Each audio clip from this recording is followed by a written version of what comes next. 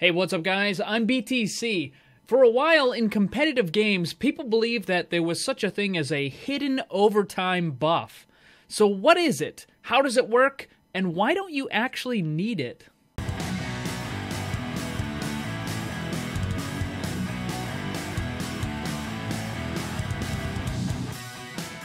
So if you didn't know, I stream Overwatch on Twitch on a regular basis, and there's kind of a long-running joke about the infamous overtime buff. If you've never heard of this, basically it's the idea that whenever the game goes into overtime, the attackers get some sort of hidden buff that makes them do more damage, capture the point faster, or some other thing that allows the attacking team to capture the next point. Now, of course, that's nonsense. There isn't actually a hidden buff, but that mentality still persists, and I'm going to tell you how you can beat it and use it to win more matches. Now, if you're new to the channel, make sure you subscribe because I have lots more tips and tricks videos coming soon. So even though there is no hidden attacker buff, at one point this was so widely believed that people were asking Blizzard on the official Overwatch forums about it. The Overwatch developers responded, of course, by saying that there is no such thing and that neither team gets a hidden buff during overtime. Now keep in mind, that was said quite a while ago, and since then, there have been some changes to the overtime mechanic. The first major change they made was so that overtime would burn down faster the longer the game was actually in overtime. This actually helped the defenders on some maps, but it was mostly to resolve the issues with the King of the Hill maps, where an overtime could last for 10 minutes or longer. The next change they made increased the respawn time of all players during overtime by 2 seconds. This didn't really help either team, as both could probably benefit from it at least a little bit. It was mostly just another measure to prevent those never-ending overtimes, again, mostly in the King of the Hill maps. Now, the last and most recent change they made actually does give the attackers a slight advantage. It doesn't give them a buff in any way, it just prevents the defenders from constantly throwing themselves onto the point and keeping it perpetually contested. Basically, the way it works is if there are more attackers on the point, then the respawn time for the defenders slowly starts to go up. So that's what actually happens during overtime, and it brings me to the whole point of this video. Why is it, in round after round and match after match, does the attacking team spend 3 or 4 minutes trying and failing to capture a point over and over and over again, only to finally succeed during overtime? Now, yes, that recent change with the defenders respawning does help a little bit when they're trying to perpetually contest it, but it doesn't all of a sudden give the attackers the ability to capture the point. It makes it so that the attackers who already had control of the point able to secure it a little bit faster. What I'm talking about here is the mentality that a lot of players have.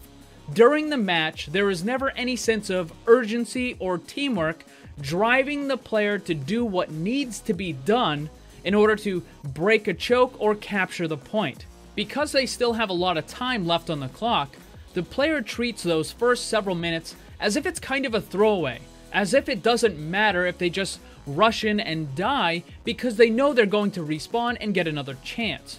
During those first few minutes, players will often be unnecessarily reckless because, again, they know they're going to respawn and they have time to try again. The whole thing that I talked about earlier about the hidden overtime buff has nothing to do with any actual benefit that the attacking team has, and has entirely to do with the fact that time is actually running out and the players on the attacking team finally realize that they need to do certain things in order to capture the point. This is why on a map that has a strong choke point, you'll see the attackers throwing themselves into it and dying over and over for the first several minutes. But then, when the game is about to go into overtime, it's like there's some switch that gets flipped, and all of a sudden, the attackers group up, they get behind the tank, there's an organized push, people are in the correct position, all because those players now realize that this is their last chance. So now they start doing what they should have been doing the entire time. And because of this, they're actually able to break the choke and capture the point. So there is a reason why I'm telling you guys all this. You should be playing every single attempt as if it was your last attempt in overtime. That means your tanks need to actually push through the choke. Everybody else needs to be organized and in the correct position. Don't play recklessly. Now, granted, there is a little bit of an exception to this. If it truly was your last attempt, then everyone on your team would use all of their ultimates, and obviously you can't do that for every attempt, and nor should you try to. Sometimes you do need to think a little bit ahead and hold on to your ultimate for the next point or something like that. But having said all that, I think you guys get the idea. And this is the major difference between pro players and the average players. The pro players always treat every single attempt as if it is the last one. They're always doing what they're supposed to be, always in the correct position, and they're not taking those unnecessary risks. That's why oftentimes in tournaments, you'll see the attacking team is able to break the choke and capture the point on their very first attempt. But the average player doesn't actually focus on what they need to do until they finally notice that that timer is starting to run out. As you're playing the game, ask yourself if you're playing too recklessly. Are you dying too often? Are you not with your team when you should be? And if you see others making the same mistakes, then you need to point it out to them. Now, yeah, some people will take any amount of criticism as an insult and will react negatively to it, but those people you just have to ignore and work with the ones who are willing to actually listen. The overtime buff doesn't exist, but the mentality does. And the sooner you start playing each and every attempt as if it was your last chance in overtime, the more games you'll start to win.